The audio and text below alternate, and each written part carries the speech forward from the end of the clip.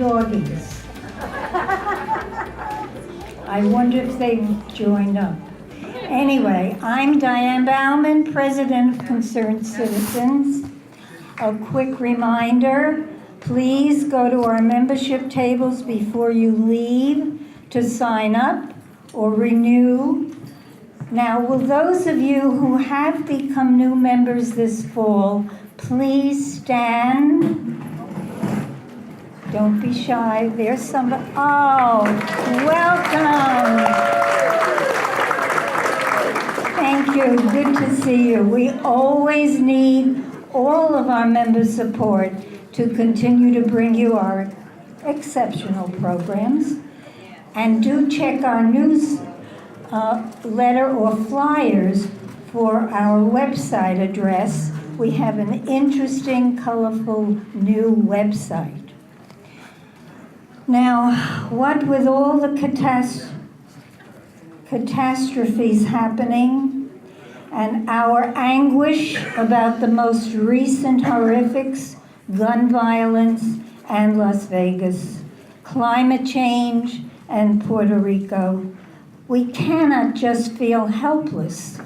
A big thank you to those who donated money tonight to the hurricane and earthquake victims of Puerto Rico and Mexico.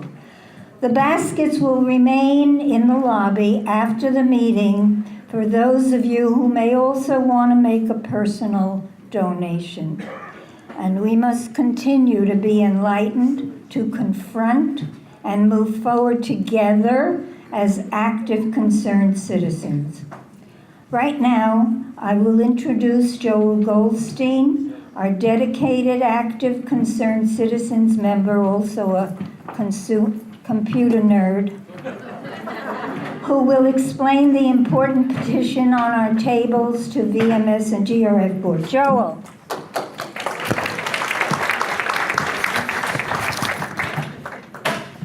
Thank you, Diane. I'm here to explain the horizontal petition, which is on every table. The CEO of the village and some of the boards had proposed eliminating the PC classroom and moving the Mac classroom. I don't want to get into all the details. This morning, if you watched the GRF meeting, you'll see that Brad Hudson has backpedaled from that. But we still want you to sign this petition because we're not sure that it's set in stone that the classroom will remain. We think in this day and age, computer literacy is not a luxury but a necessity to be connected with the world. And we ask that everyone who is a resident of the city or the village sign this petition. And I won't say anything more. Thank you very much. If you have any questions, see me later.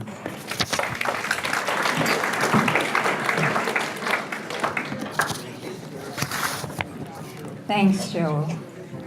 And now I'd like to introduce Jonathan Adler, our Legislative Action Chair and Program Committee member, who will briefly explain the legislative action materials on your tables. Jonathan.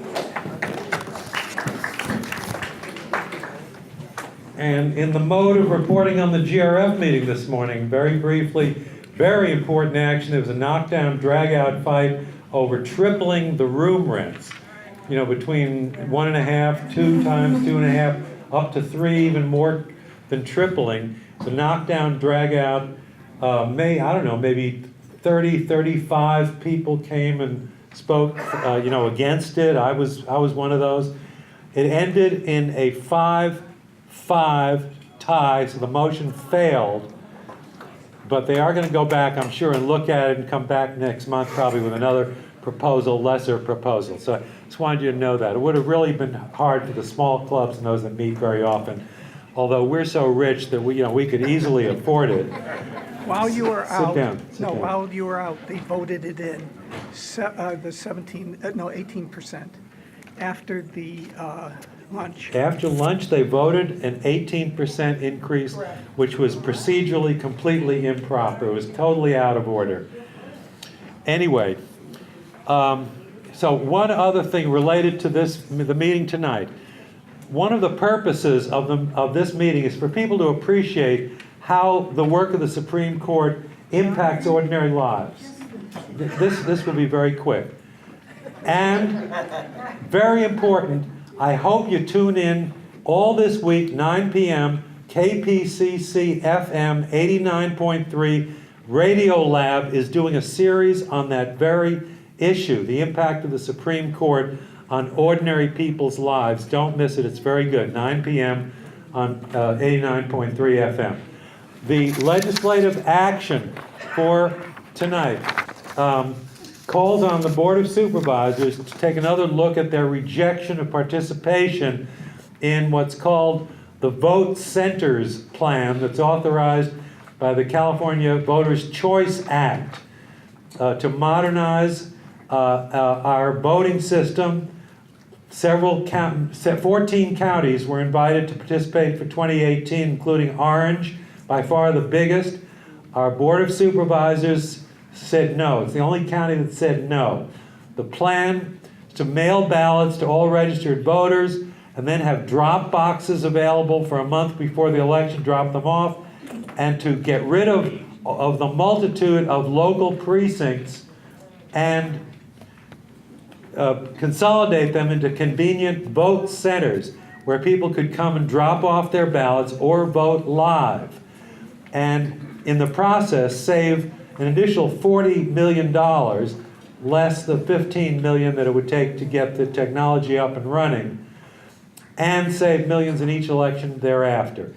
Now, we are a nonpartisan club, but the LA Times has reported, and public officials have charged, and it's pretty obvious, since the Vote Centers plan in other states and similar all vote-by-mail elections tend to increase voter turnout and help Democratic candidates by several percentage points, 2 or 3 percentage points, it looks like, overall.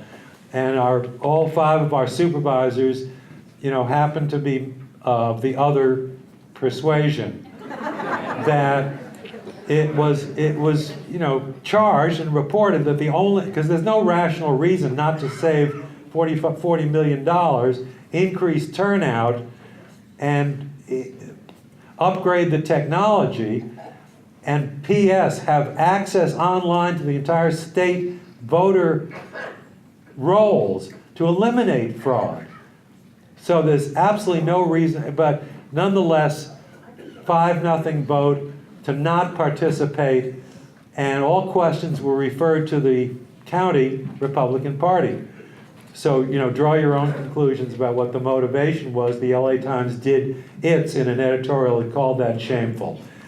So that is the petition, that's the action, calls on the board, our supervisor, Bartlett, Lisa Bartlett, the rest of the board, rethink, reconsider, and get into the vote centers plan for the 2018 election. Thank you.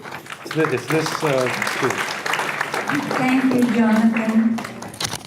I also want to thank Jonathan for all your work for tonight's meeting. Did a great job. As always, before we begin our program, here are important announcements of concerned citizens, upcoming events. Read our flyers, mark your calendars. On October 19th, our newsletter co-editor, program and legislative action committee member, our own Barbara Siri, raise your hand, Siri, said it wrong, will present the Thursday afternoon book review. She will be reviewing 2 books, America's Bitter Pill and An American Sickness, that delve into our health care crisis, into the cost, the profits, the politics. October 19th, 2 p.m., Clubhouse 1, it's free to all. Tuesday night, our next Tuesday night event is November 7th. Our speaker will be Buddy Bell, a peace activist, a human rights activist who will address a most timely subject, the escalating militarization and endless wars, unswivel every pivot, dial back the use of military force against the globe, yeah. Buddy Bell's background includes a stay in Afghanistan with the Afghan Peace Volunteers community. Again, November 7th, Clubhouse 7 here. At 7 p.m., come at 6:30 for our refreshments. Our November 16th, Thursday afternoon, we're going to show a new 2017 DVD. Now is the Time deals with the struggle for health care for everyone, the single-payer system. 2 p.m., Clubhouse 1, free to all. This is the last announcement. I want you to mark down the date of our December holiday party, December 5. Please see Selma Buckstein. Selma, would you stand up, please? To join our fun committee. She has a list. Come and see her and sign up to be working on that fun evening. And now, finally, to our evening's 10th annual Supreme Court review. As you know, Erwin Chemerinsky, who was scheduled to talk to us this fall, is now at UC Berkeley Law School. When we asked him to advise and substitute, he replied, "My wonderful colleague Leah Littman, Professor Littman, will discuss the Supreme Court's recent and coming cases and trends, as Dean Chemerinsky did. You all know that the Supreme Court docket this fall will introduce a number of extremely pivotal cases. We are delighted and honored to have Leah Littman, Professor of Law at UCI, with us tonight. She was a recent clerk for Justice Anthony Kennedy and will give us her unique insights. She researches and writes on constitutional law, and her work has appeared in the law reviews of Michigan, Northwestern, Duke, and Virginia law schools. In her active pro bono practice, she assists arguing counsel and develops briefs in leading Supreme Court cases. Professor Littman's undergraduate degree was from Harvard, majoring in chemistry and biology. Her law degree, summa cum laude, was from Michigan Law School, and she has lectured at Harvard Law School and received a Student Government Teaching and Advising Award. Please give Professor Littman a big welcome.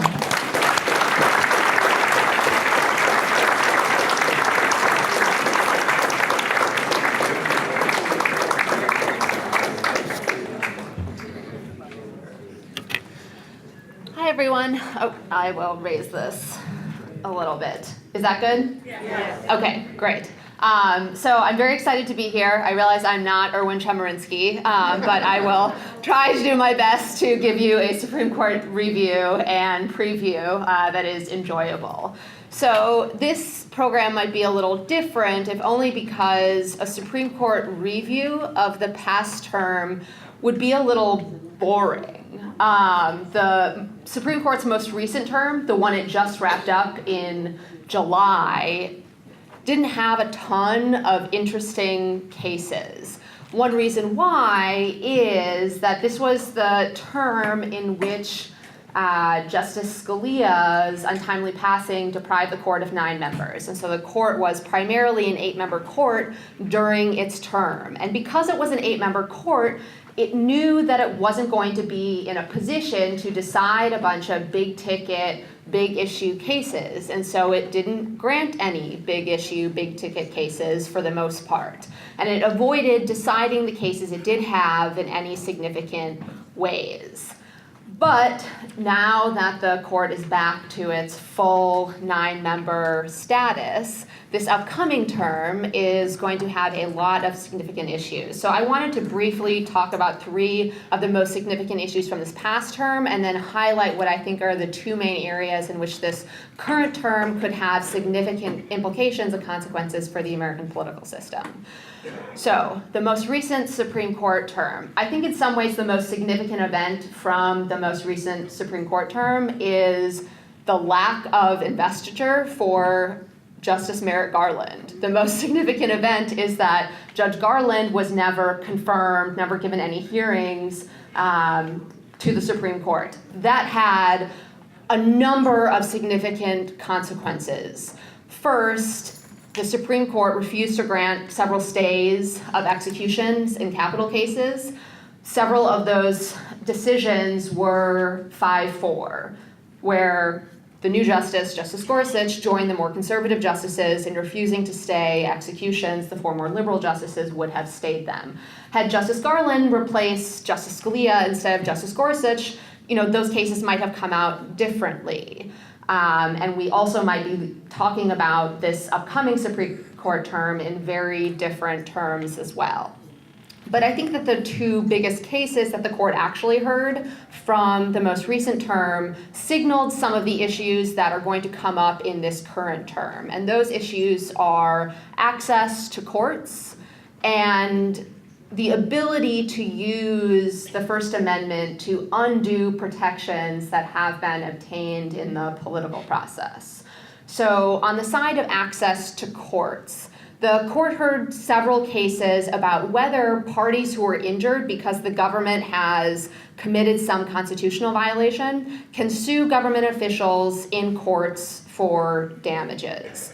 The case in which this issue came up arose out of the September 11th terrorist attacks when the FBI decided to have a policy of detaining people who it encountered in the course of investigating anonymous tips. So many of the anonymous tips that came into the FBI warned the FBI about really scary brown-looking people, and the FBI would investigate those tips and then detain many of the people that it encountered in the course of those investigations. The people that it encountered were detained in prisons where they were locked in cells for 23 hours a day. They had no connection to any terrorism-related activities. They were shackled. They were verbally abused. They alleged that they were physically abused. And the question the court answered is whether these detainees could sue the people who detained them for damages that they encountered during their detention. The Supreme Court, it was short-staffed, so in a 4-3 decision, it said no.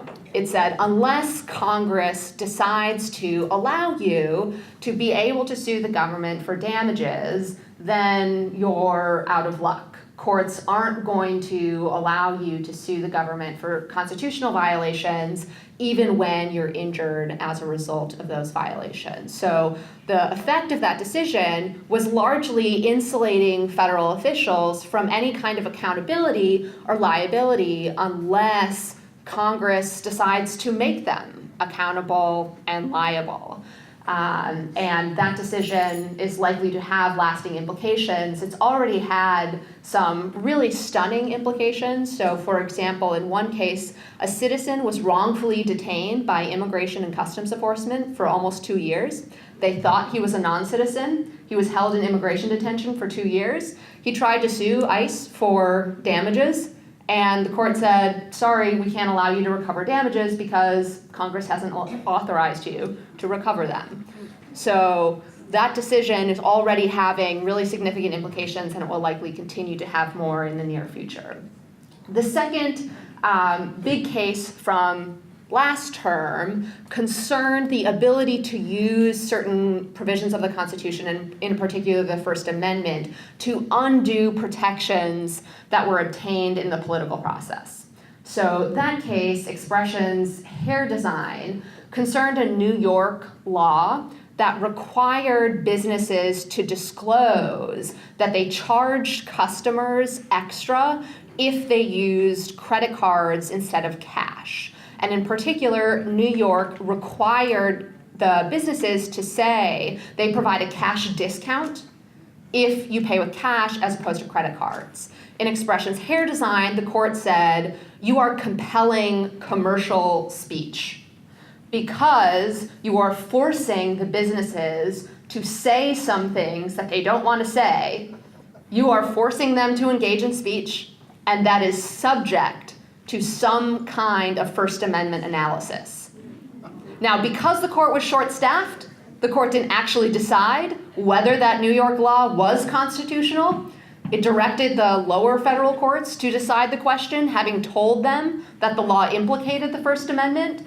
But again, that decision is going to set the stage for some of the major First Amendment cases from this term, which similarly raise the question of whether you can use the First Amendment to largely undo protections that you won in the political process.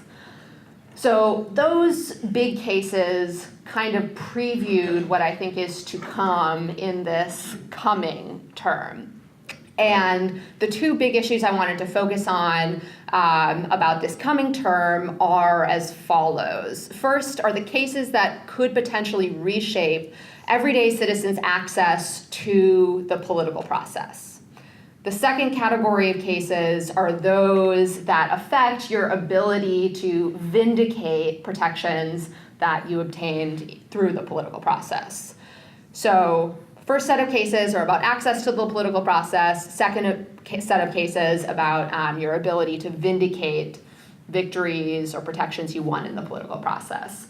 The first group of cases are about your ability to access the political process just through voting. The first major voting case is Gill versus Whitford. The Supreme Court actually heard oral argument in this case this morning. The case presents the question of whether so-called partisan gerrymandering claims are justiciable, whether courts can invalidate districts that are gerrymandered along partisan lines. So I'm sure you all are familiar with partisan gerrymandering, but just briefly, partisan gerrymandering concerns when legislatures draw districts in a way that favors the political party that's in power. So it makes it easier for the political party that's in power to keep their seats and win additional seats. They draw districts to pack the opposition party in a few different districts, and then they ensure that most of the districts are safe seats for their own party. And the question presented in Gill versus Whitford is whether, one, that violates the federal constitution, and second, if it does, whether federal courts can strike down as unconstitutional districts that unfairly favor one party over another. In some earlier cases, specifically the Supreme Court had kind of avoided deciding whether federal courts could ever invalidate districts as partisan gerrymanders.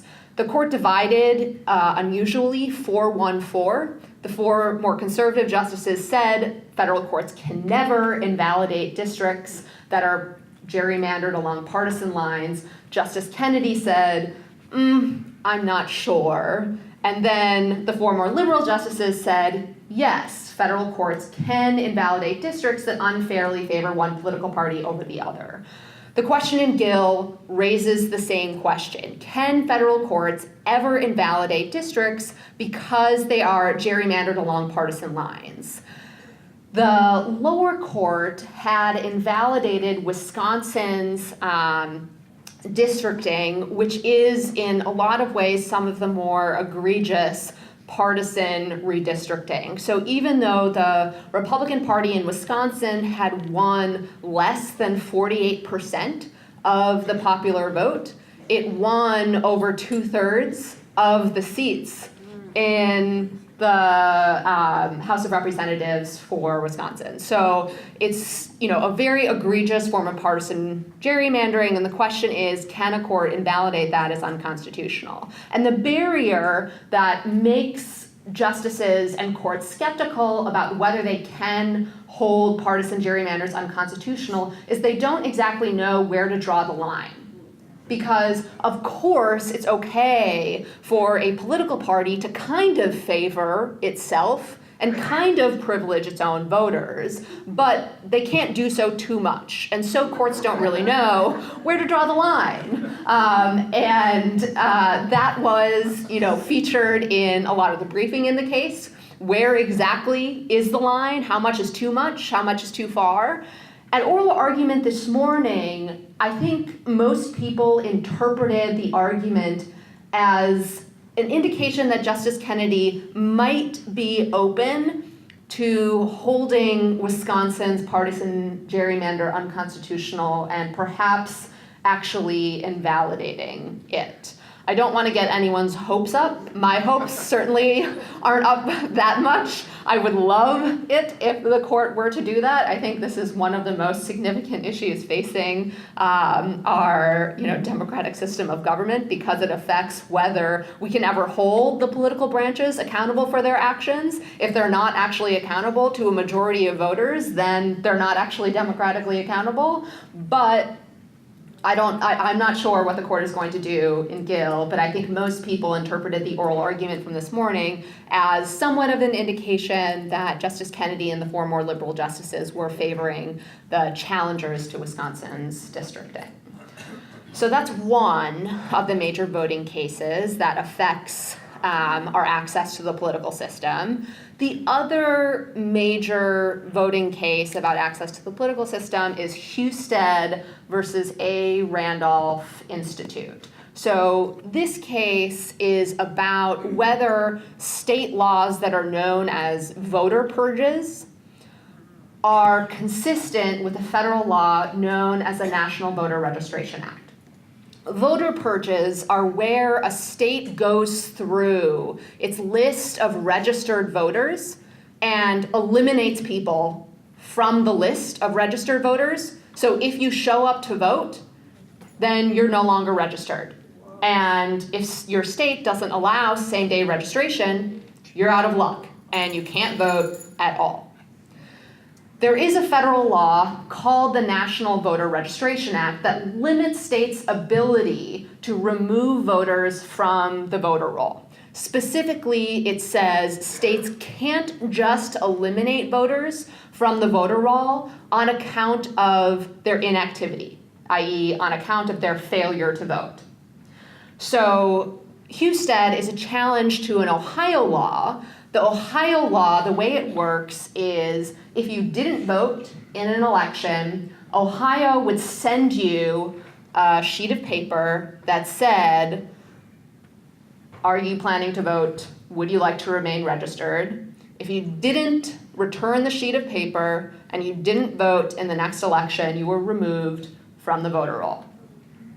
So the question in Husted is whether that state law complies with the National Voter Registration Act or whether the NVRA forbids that state law. So up until 2016, every Department of Justice since the National Voter Registration Act existed has taken the position that laws like Ohio's are inconsistent with the National Voter Registration Act. After all, the only precipitating event for Ohio removing people from the voter rolls is their failure to vote, the very thing that the NVRA prohibits. But what does the Trump DOJ do? Well, they decided to file a brief in the Supreme Court, switching positions and arguing that Ohio's law is perfectly consistent with the National Voter Registration Act. The court is going to hear that case in November in its next sitting. And the question is, again, is that law consistent with the National Voter Registration Act? Voter roll purges have become, unfortunately, increasingly uncommon. So in the Ohio challenge, the Ohio law prevented over 50,000 people from voting. North Carolina similarly conducted a purge of its voter rolls and purged almost 80,000 people from the voter rolls. Guess how many of them were Democrats? More than 50% in both states. So These cases are hugely significant, even though they're not constitutional cases. They very much affect the health and integrity of our electoral system and the accountability of the political branches. And I think many people are nervous about the Husted case, in part because Ohio lost below. So the court below had said the Ohio law is inconsistent with the National Voter Registration Act, and Ohio was the party that asked the Supreme Court to hear the case, and the Supreme Court agreed to. So I think some people are rightfully very nervous about what the Supreme Court is going to do on that case, and we will learn a bit more after argument in November. So those are the cases that I think affect access to the political process and our sort of ability to hold the political branches democratically accountable. In another set of cases, the court will be confronting our ability to vindicate protections that we obtained through the political process, and specifically our ability to vindicate federal statutory rights we won. These cases fall into sort of two categories. One is our ability to access courts to vindicate those rights, and second is the ability for people who don't like those statutory protections to use the First Amendment to kind of undo them. So in a series of cases that the court heard yesterday, in 3 cases that were kind of lumped together, the court is determining whether employers can force employees to arbitrate claims for violations of federal laws like the Wagner Act and the National Labor Relations Act that afford protections to federal workers like the minimum wage, for example.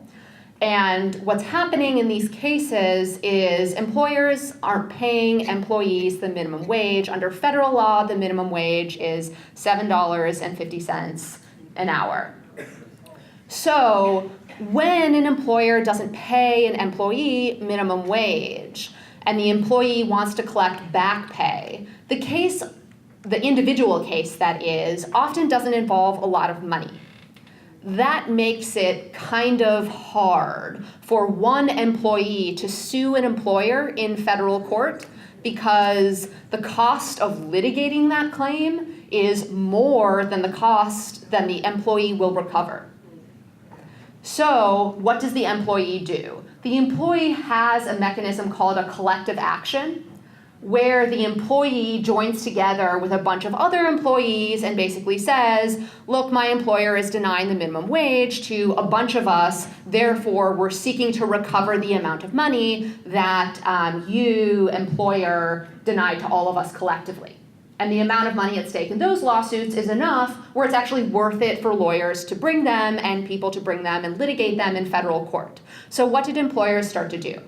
In their contracts with their employees, they started inserting arbitration clauses. So arbitration clauses would say, you can't sue for a violation, you can't sue us for a violation of federal law in federal court and bring a collective action. You have to arbitrate this claim individually. Again, that makes the claim too expensive to litigate.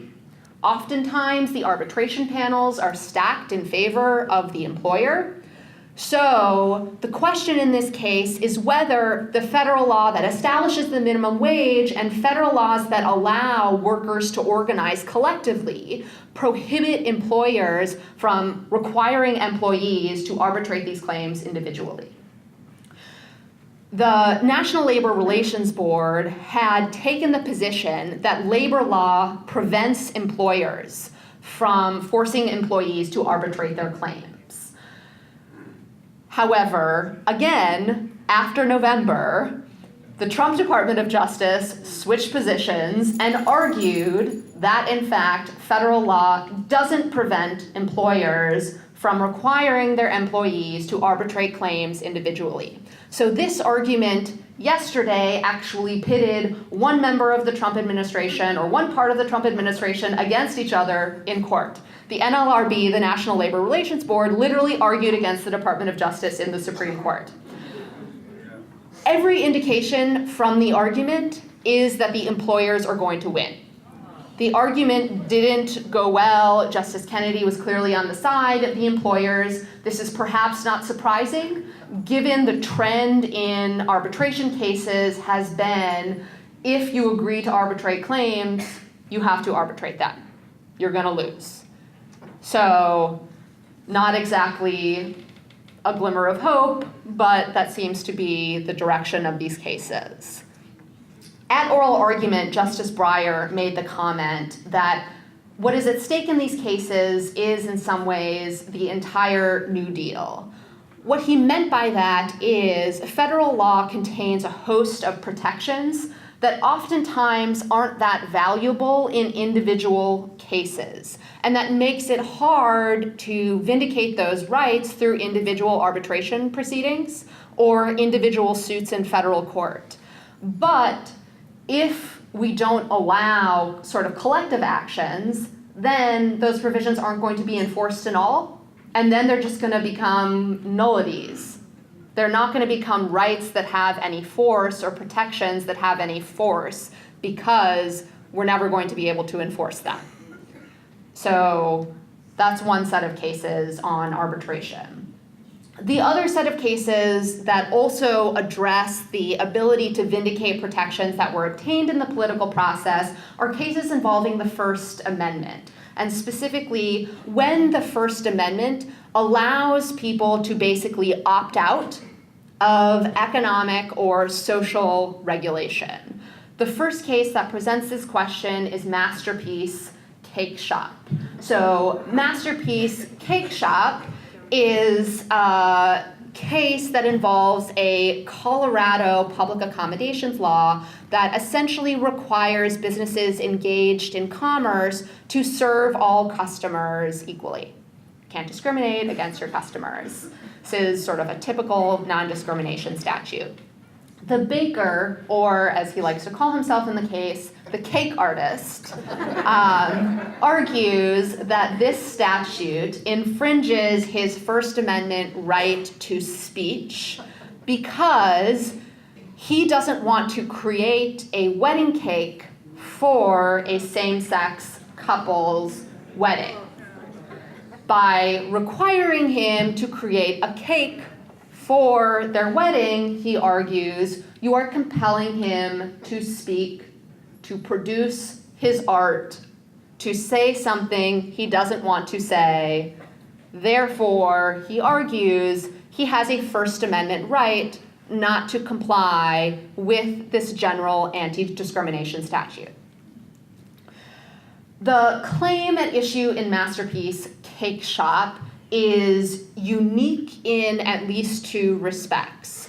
One, again here too, the Trump Department of Justice has weighed in on the side of the cake artist and arguing that he does have a First Amendment right not to comply with this general anti-discrimination statute. It is the first time that the United States has ever taken the position that there is a constitutional exemption to non-discrimination statutes or a constitutional right not to engage in what is largely the incidental regulation of speech.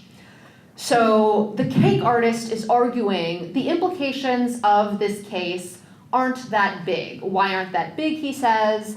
Why aren't they that big, he says? Well, he's not arguing for a general exemption from non-discrimination statutes. So he says he would sell a pre-made cake to same-sex couples. He would serve them in some ways, but he just won't make a cake.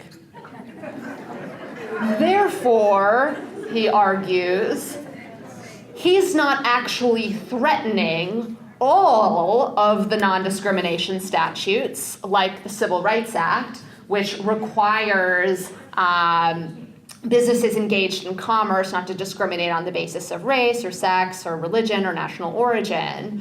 He says he's not just refusing to serve the customer full stop, he's only refusing to serve the customer this one particular thing because that one particular thing is speech.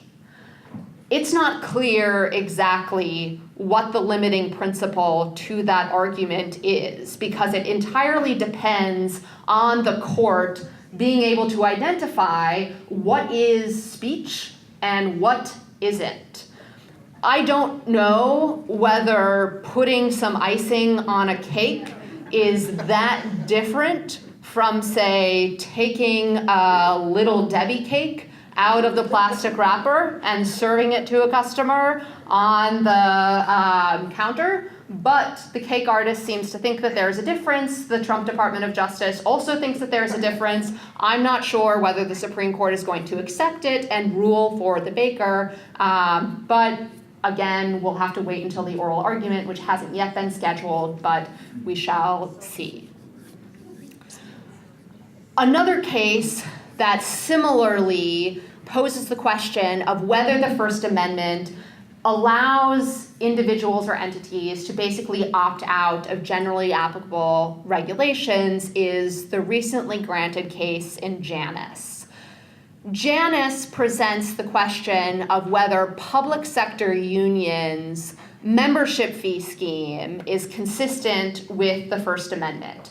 The way public sector unions work is they bargain on behalf of people who are employed by state and local and federal governments. Because they bargain on behalf of people who aren't even in the union, but are still employees of the state or local or federal government, they seek fees, even from their non-members, because those non-members benefit from the protections the union obtains that operate to the benefit of even its non-members. So for the last, I guess there have been 2 previous cases in which individuals have challenged whether that fee structure violates so-called objectors' First Amendment rights, because they're arguing we don't want to belong to the member, or we don't want to belong to the union. We don't agree with the union's political stances and with the positions it is negotiating for. You are compelling us to associate with you. You are compelling us to speak by contributing money to you and supporting your cause. Therefore, you are infringing our First Amendment rights of speech and association. The court has twice attempted to answer this question. And Harris versus Quinn, it largely ducked the issue, while suggesting that the old Supreme Court case, Abood, that had said public sector unions' fee arrangements were constitutional, the court suggested that case might be wrongly decided, but didn't ultimately decide that question. The court granted cert in Friedrichs 2 years ago to decide whether public sector unions' fee memberships were constitutional. Then Justice Scalia passed away, and the court divided 4-4 on that question, suggesting that the 4 more liberal justices were inclined to say public sector unions' fee memberships is constitutional. 4 more conservative justices, including Justice Kennedy, were inclined to say unconstitutional. Court just granted cert in that question in Janus.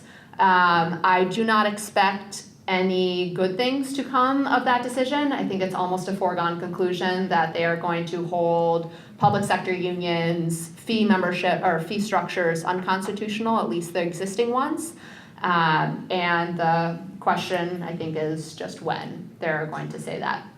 So on that happy note, those are the 2 major groups of cases that I wanted to talk about. I also briefly wanted to note 2 cases that didn't fall neatly into either of the 2 categories, but I'm sure many of you have heard about, and I would feel strange not talking about. One is obviously the challenge to the president's entry ban. That case reached the Supreme Court last summer. The entry ban, of course, is the 90-day suspension of entry by nationals of several Muslim-majority countries. The entry ban actually expired at the end of September, but the court had granted cert to decide whether the entry ban was lawful and scheduled the case for argument next week. However, last week, the court removed that case from its calendar since the entry ban expired, and asked the parties to brief whether the case had become moot. That is, whether there was anything for the court left to decide, given that the entry ban had expired and the suspension of the refugee program will soon expire. The other question that the court is going to have to decide now that the entry ban is over is what to do with the Court of Appeals decisions that had invalidated the entry ban. So the Supreme Court has sort of two options when a case has become moot on its way to the Supreme Court. One, the Supreme Court can leave the Court of Appeals decisions that invalidated the entry ban in place, and those decisions would be precedential. So they would sort of stand as continued evidence of court's conclusions that the president had unlawfully discriminated against Muslims and violated statutory limits on his authority. The second option for the court is to vacate the decisions. What would vacating them do? It would essentially wipe them off the books. They would no longer be precedential. Why might that be significant? Well, the president has signed another entry ban, and some of the challengers to the second entry ban have said they're going to challenge the most recent entry ban again. So if the court doesn't vacate, i.e. wipe away the Court of Appeals decisions, then it's easier for the challengers to challenge the most recent entry ban because there are already cases on the books that say they've cleared several thresholds for challenging the entry ban. And those cases have established the law in a way that is favorable to the challengers. If the Supreme Court vacates the decisions, then those decisions don't exist, and the challengers are going to have to refight absolutely everything. If they end up litigating those cases before a panel of judges that is less favorable to them than they had in the first place, then the law could look very different than the original Court of Appeals decisions came out. So that is another case that's sort of on the Supreme Court's list of things to do this term, and it's ordered briefs on the issues of whether the case is moot and what the Supreme Court should do about it, and those are due at the end of this week. And I don't know that anyone has any real inklings about what the Supreme Court is going to do, although most people don't think the Supreme Court is going to say anything about the merits. The question is just whether it leaves those lower court decisions intact. The other, I think, major case that is on the Supreme Court's docket is a criminal procedure case called Carpenter. Carpenter involves the question of whether cell site location data is something that the government can obtain without a warrant. So everybody has cell phones now. That's just kind of how it works. And the way cell phones work is cell phones transmit your location to cell phone towers. So the government finds that information kind of convenient if it's investigating a crime, because it can tell where you are. So the government has been obtaining that information from cell phone providers without warrants on the theory that you don't have any expectation of privacy in your cell site location data because you are communicating that information to a third party, namely your cell phone provider. Under the so-called third-party doctrine, if you share any information voluntarily with third parties, then you have no reasonable expectation of privacy in that information. So if I share with a government informant that I've been committing a ton of crimes, or I invite the government informant into my house, then I don't have any reasonable expectation of privacy in my house or the information I share. The government is arguing that cell site location data is the equivalent of sharing information with an informant or communicating any old information voluntarily to a third party. I think most people find that claim a little bit odd as applied to electronic network information, in part because many people don't know that they are communicating that volume of information to their cell phone provider when they're using a cell phone. Second, even if they did, you don't really have a choice but to communicate that information, because everybody kind of needs cell phones, and that's just the way cell phones work, at least today. So there's no way to really opt out of providing that information to a third party, and that kind of makes the provision of that information look not super voluntary. But that's the question the court is going to decide in Carpenter. Those are the cases I had put on my list for the major cases that the Supreme Court is going to decide this upcoming term. There are a bunch of others that, if you have questions about, I'd be happy to talk in the Q&A. But thank you all for having me.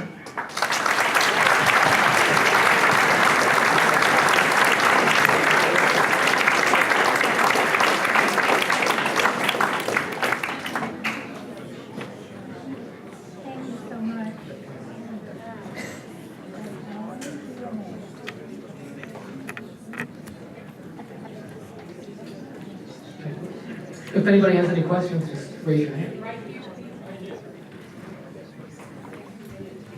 I was interested in the potential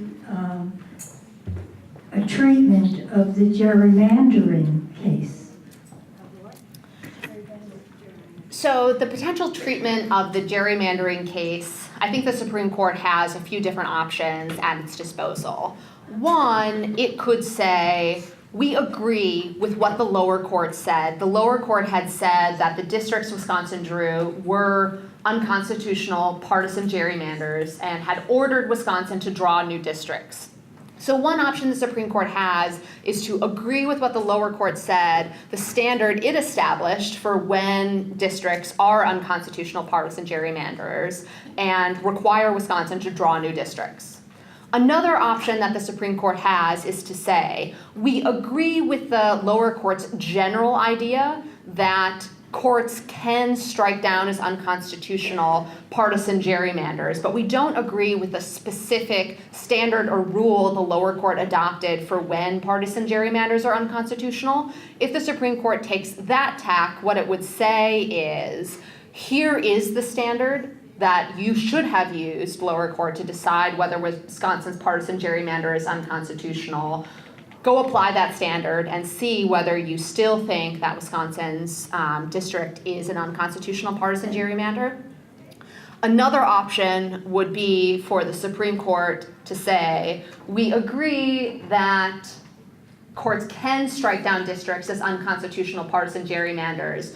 We aren't really sure what the exact standard is, but here are some general principles that can inform your analysis, lower courts. Go kind of work it out. So that's actually not that strange of a thing for the Supreme Court to do. So when the Supreme Court established the proposition of the one person, one vote principle, or the idea that malapportionment claims, packing too many people into one district, was unconstitutional, when they decided that claim is justiciable, the Supreme Court first said the claim is justiciable, i.e. federal courts can invalidate districts that are malapportioned, that try to pack too many people into one district, and only later establish the standard that courts would use to decide whether malapportionment claims actually rose to the level of a constitutional violation.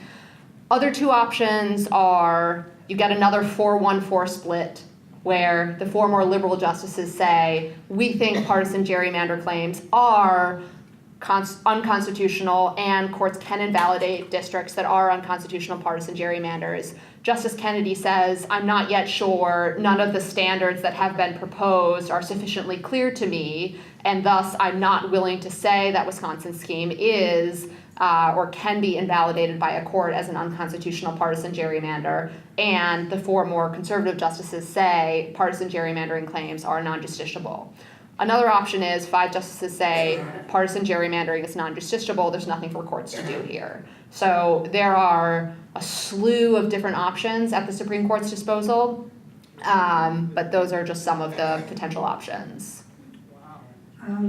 Your contact with Justice Kennedy, could you give us a glimmer of his past votes, why he would vote a certain way in past history, and what you think of him? So I think that there is a general norm against clerks sharing things that they learned in confidence in chambers about why their justices said they voted a particular way that wasn't reflected in an opinion that the justice signed, wrote, or joined. But I think that, you know, the general perception of Justice Kennedy as someone who cares deeply about the judicial system, the role of judges in, you know, the federal system, and cares deeply about the integrity of our Constitution and political decorum and political norms, it very much reflects my own experience, and I think everyone's experience who clerked for him. He is one of the most genteel people I have ever met. I think every person who has clerked for him says everyone thinks they're his favorite clerk because he has kind words for everyone.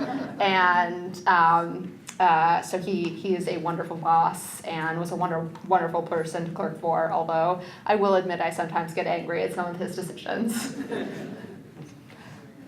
I'm interested in the cake baker case and why this is First Amendment expression when it seems to me it's a religious thing. This man is what they call religious liberty. Religious freedom means trying to impose your religion on other people. So if they don't follow your religion, you don't have to make them a cake or give them health insurance for contraceptives or whatever your religion says you can't do. Why is this not considered a religious thing? And why is it a First Amendment? It seems to me he's imposing his religion in the name of his religious liberty on this gay couple. Yes, so I think that there is a strategic and a doctrinal reason why this claim isn't being postured as a religious liberty claim, although some of the amicus briefs in support of the cake artist do present the claim as a religious liberty claim. I think the strategic and the doctrinal reason is that an existing Supreme Court law says his religious liberty claim should fail. Specifically, Employment Division versus Smith said a facially neutral law, one that's generally applicable and applies to everyone equally, that law is perfectly constitutional, even though it burdens your religion. You can't argue for a free exercise exemption to a generally applicable statute so long as the statute is rational and passes rational basis review. So what do challengers do? They restyle the claim as a free speech claim because there's no case similar to Employment Division versus Smith that says generally applicable statutes that incidentally require some compelled speech are always subject to rational basis review. There are instead more recent Supreme Court cases that suggest, you can have a First Amendment compelled speech exemption to generally applicable statutes. So I think for that strategic reason, it is partially postured as a free speech claim. And the reason why it could be a free exercise claim or a religious liberty claim in cases like Hobby Lobby, the contraception case you referenced, is there's a federal statute, the Religious Freedom Restoration Act, that requires federal entities to consider religious exemptions more strongly than the Constitution actually requires them to do. So in Hobby Lobby, the claim was that the Affordable Care Act requirement of providing contraception to employees, that violated the Religious Freedom Restoration Act and violated the statute's requirement of not burdening religious practices. So it wasn't actually a constitutional free exercise claim, but the Religious Freedom Restoration Act can't apply to states after the Supreme Court's decision in City of Bernie versus Flores. And because this is a challenge to a state statute rather than a federal statute, it is being styled as a compelled speech claim. Yes, Professor, just a question. Speaking basically for the people that are here this evening, I want to thank you. But my question to you is, having heard what you have told us of all of these forthcoming laws, maybe, maybe not, do we get a passing mark sitting in your class as we do now? I say yes, right? Okay, back to gerrymandering for a second. I want to clean up kind of some political logistic things. Just bundle a few questions. The Supreme Court recently stopped lower courts in, I think it was Texas and Maryland, which had ordered redistricting to really await the outcome of the partisan gerrymandering case, Gilby Whitford. It was just argued, how soon during the year? Is this going to be one of those that drags out to the end of June before we have a decision? Or will it be decided earlier and in time for the 2018 elections?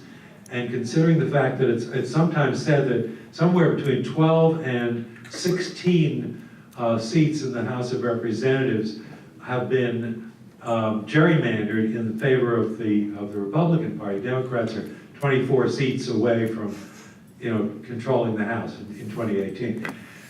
And then this aspect, am I correct that it only takes 4 votes to grant cert? All right, the court will grant cert when there's a split of decisions going different ways in different circuits. That's kind of, a standard thing. But when it grants cert, isn't that a strong indication that it disagrees with the lower court decision? And finally, related to that, when there's a justice or two who really want to reverse the lower court decision, will they first go around and kind of figure out if they have 5 votes before, voting to grant cert, just to make sure they're going to win? How does that work actually in practice on the court? Yeah, so in addition to staying the Texas and Maryland redistricting, the court also stayed the Wisconsin redistricting because the lower court had said Wisconsin's districts were unconstitutional partisan gerrymanders. It ordered Wisconsin to redistrict.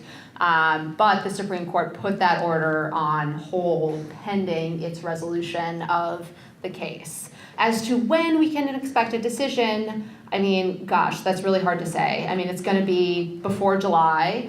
It would certainly be really nice if the Supreme Court were to order, ultimately, Wisconsin and other states to redistrict. If they did so in advance of the 2018 election, or enough in advance of the 2018 election to allow the districts to be redrawn for the election, maybe if there are 5 votes to hold Wisconsin's system of redistricting unconstitutional, they would try to get the decision out before then, but they're certainly not going to do so at the risk of compromising, how well the decision is written, and they can't control what the dissenting justices do and, their schedule for writing the dissents. And this is certainly one of the biggest, most significant cases of the last few decades, and those decisions often take time. So is this decision going to be in March, or is it more likely to be at the end of the term? It's just hard to say. As to whether, it's likely that Wisconsin is going to win because the court granted cert in the first place. I think you are right that ordinarily, if there's no circuit split and the court grants a case, then yes, it's an inclination that it thinks the lower court was wrong.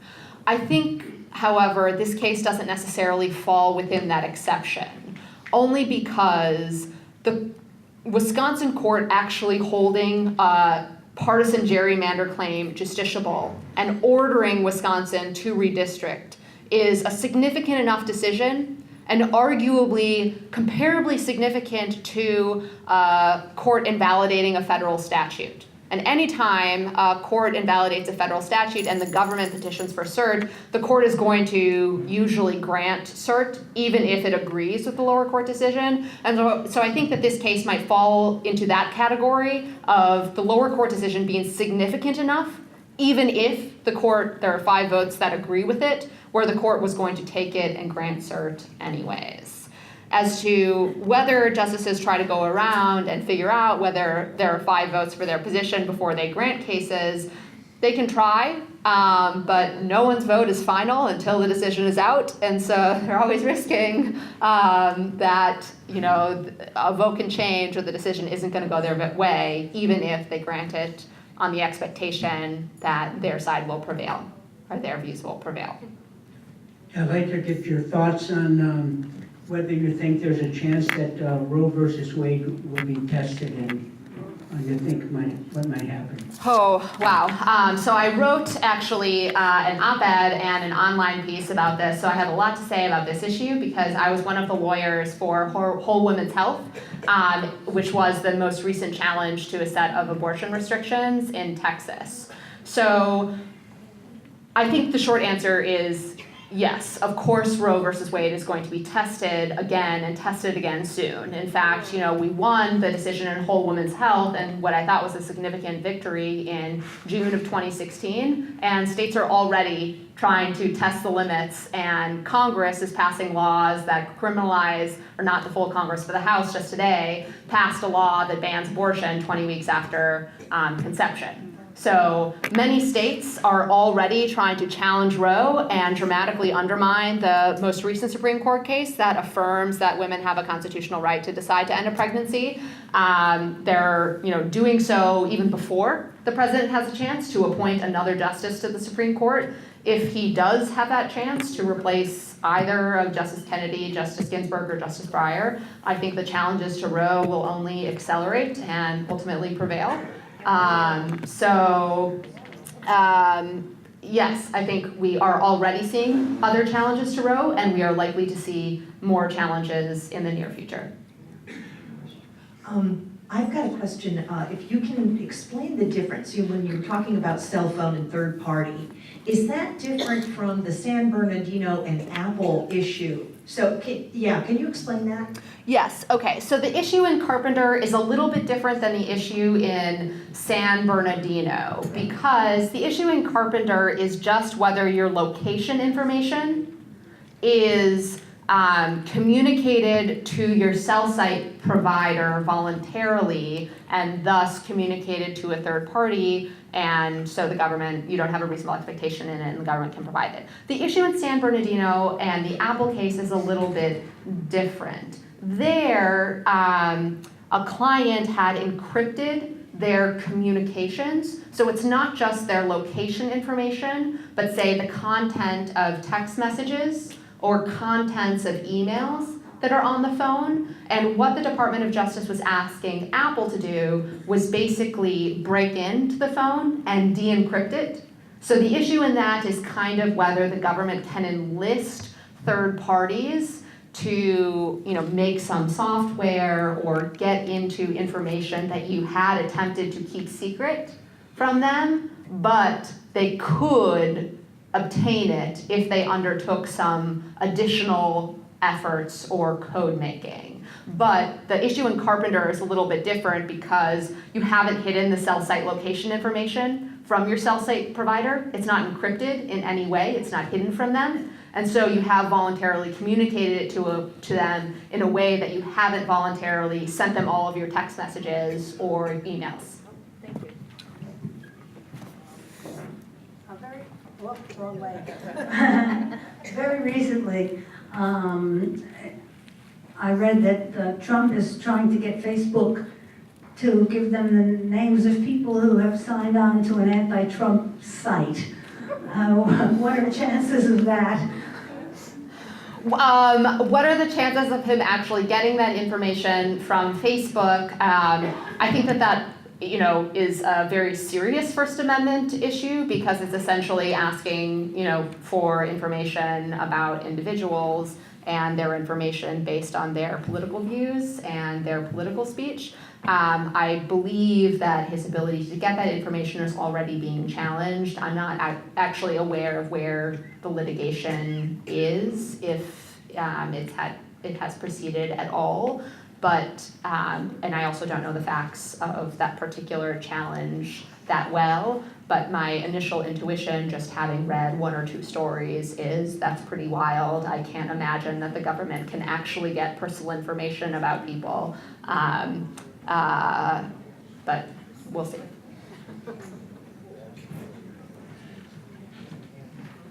Aside from this Kate BS artist, are there any other anti-gay on the docket this year?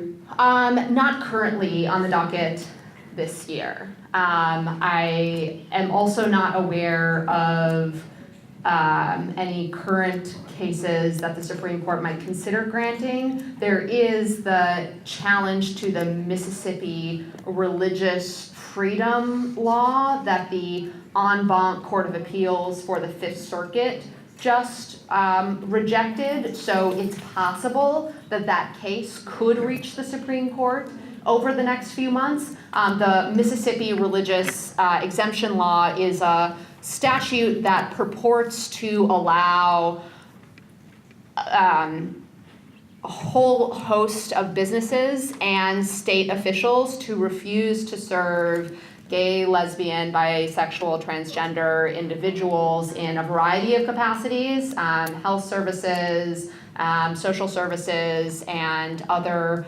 ways on account of protecting people's religious beliefs. That law is currently being challenged by Robbie Kaplan, the woman who argued and won Windsor, the case that invalidated the Defense of Marriage Act. So that case is currently before the Fifth Circuit Court of Appeals. Depending on how quickly that case is decided, it might make its way to the Supreme Court. I don't really anticipate that that case would get there by the end of this term, but you never know. How does one trust and value Supreme Court decisions when a little bit down the road they completely are reversed by people? So this is, I think an existential challenge that many lawyers are confronting right now. I am not one of those people who believes that Supreme Court decisions and court decisions are sort of meaningless and politics all the way down. I think that they are more serious and we should take them seriously even when we disagree with them, because that's kind of what our entire system of laws is built around, is respect for precedent.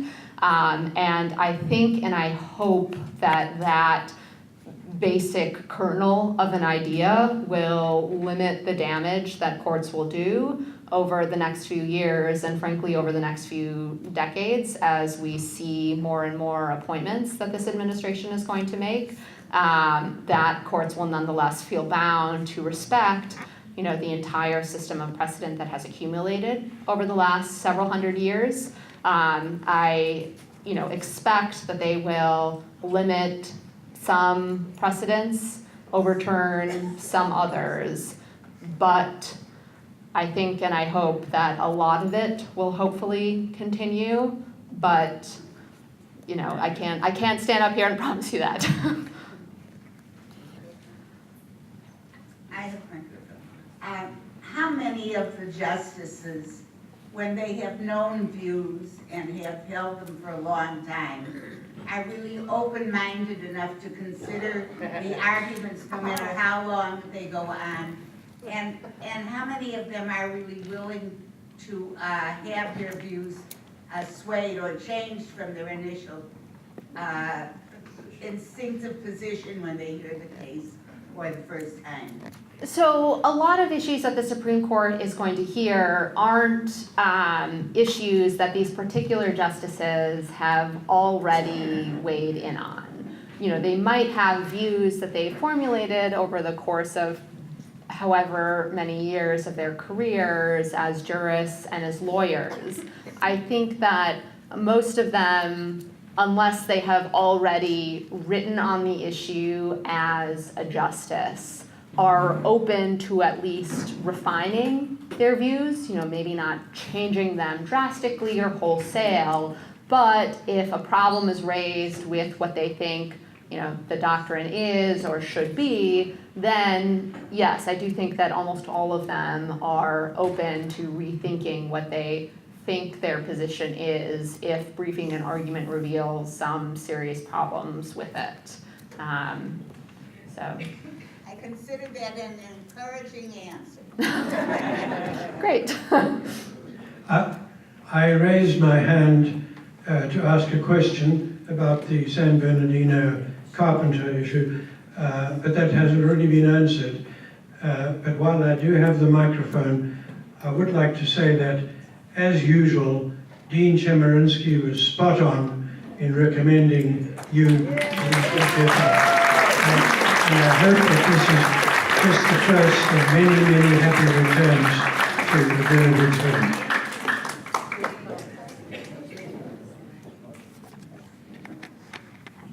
Having worked with Justice Kennedy, he has expressed interest in retiring. And I'm wondering, what your feeling is with regard to whether or not he will retire or hang around and try to at least keep the court balanced. I don't know that I have any more informed views on this than all of the other court watchers that are looking for clues as to what he is inclined to do. I think it's been reported by media outlets that, some people close to him are encouraging him to retire, others are encouraging him to stay. I think he would love to have more time to spend with his family and his grandchildren, as most people do.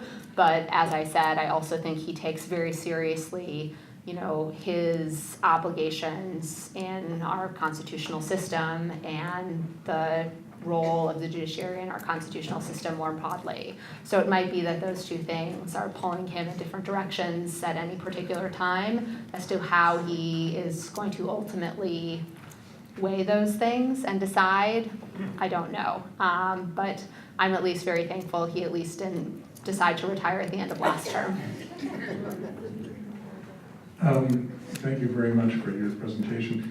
I'm wondering, do you know the status and whether there's likely to be a court case, a Supreme Court case, on the presidential panel on voter fraud versus the states releasing information about voters? Yeah, so there have already been several challenges filed to the Voter Fraud Commission alleging that it violates some federal laws like the Paperwork Reduction Act and some data protection and federal privacy statutes. So it's certainly possible that one of those cases could make its way to the Supreme Court. It's not going to make its way there anytime soon. I think it will frankly depend on what those courts hold, whether the commission is in violation of federal law. That's going to increase the odds that the Supreme Court would hear the case, unless, of course, the commission changes course, disbands, or, it's really hard to predict whether any of those cases could make its way to the court because we just don't know what's going to happen with the commission or with any of those cases. I'm concerned about the imbalance of power in regard to the labor arbitration cases. Invariably, corporations have an unlimited amount of money to fight their case. And the only thing I know is maybe organizations like the ACLU would take the other side and foster that case and spend its resources that way. Is there anything that we can do as people to help legal cases and in monetarily, or how can we go out and protest in the streets or something?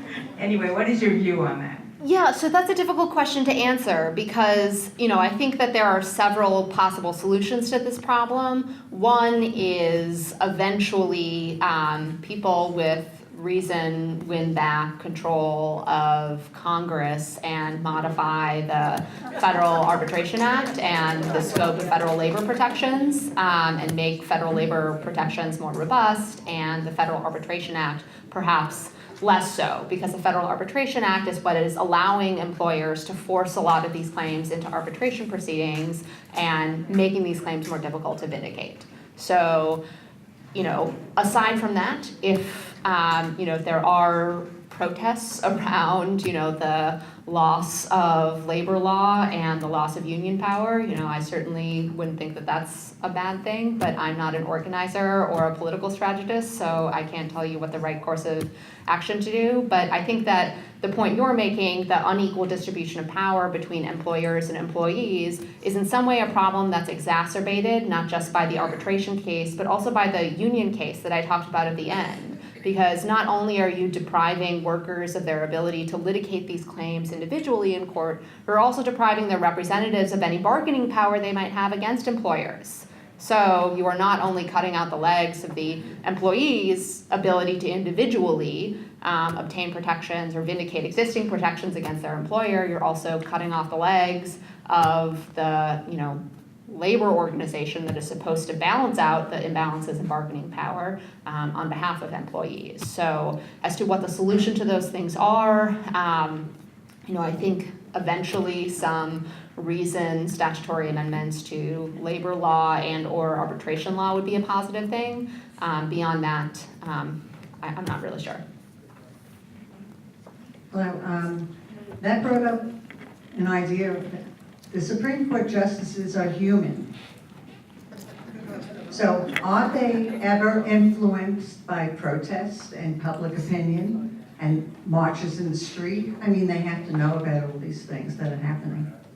Yeah, so that's a difficult question to answer. I think in some ways the answer has to be yes. I mean, most political scientists and social scientists who study the Supreme Court, sort of come to the conclusion you do, which is Supreme Court justices are human after all, and so they're influenced by the sort of considerations that most people are, namely the views of their peers and fellow humans. On top of that, there can often be situations in which the Supreme Court is asked to confront what is the, for lack of a better phrase, the social meaning of a given law. I think this is in some ways one of the most significant questions in the entry ban case. If the Supreme Court would have ultimately determined if the entry ban was constitutional, one question it would have been forced to confront is whether the order reflected or embodied animus toward Muslims. I think answering that question, it would be difficult to answer that question without considering the protests at airports and the public protests around the entry ban that showed in significant ways that a lot of people understand what this order is saying. They understand the order as communicating the president's campaign promise that he was going to ban Muslims. And so I think in that sense, public protests, that might be a specific example where public protests and public organization are significant and can influence some of the considerations that are relevant to the Supreme Court deciding a particular case, but I'm sure that they are also relevant in broader ways that political scientists and social scientists study as well.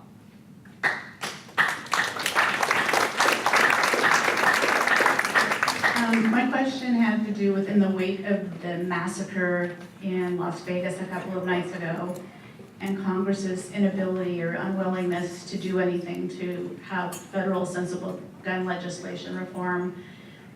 Is it fantasy to think there's anything at all we can do through the court system vis-a-vis going after the NRA for liability and their culpability in this violent culture that we have? And is there anything we can do through the court system that you could see? Yeah, so I'm not totally familiar with a lot of the state tort claims that have been filed against gun manufacturers to seek to hold the gun manufacturers liable for dangerous purchases or not controlling the sale of their goods to buyers who might be at risk. But I'm just not familiar with potential litigation strategies in that respect. I guess my intuition is that at least the federal courts are not going to be a particularly hospitable place for those claims in the near future. Maybe some state courts will be, although I also think that there are at least some federal laws that limit the ability to impose liability on gun manufacturers. So any sort of litigation would need to work around that. But this is going to be the last question. Were you clerking when Citizens United versus FEC was before your clerkship, January of 10? So the court, and particularly Justice Kennedy, has been holding in all of these cases involving money and politics, the knocking down campaign finance limitations, McCulloch, the effort in Montana, American Heritage, etc., knocking down the attempts to regulate money in politics, on the theory that is not actual corruption? Forget about the appearance of corruption. Do you have any sense that any of the justices of the 5, including Justice Kennedy, have learned anything since Citizens United in the last 7 years that money has a corrosive, corrupting effect in campaigns? Is there any hope that we're going to see at least some limitation of Citizens United and McCulloch and all those other decisions? I don't think that the Supreme Court has given us any indication that there will be an attempt to limit those decisions. Thank you so much, and we applaud Dean Chemerinsky's choice. I have a really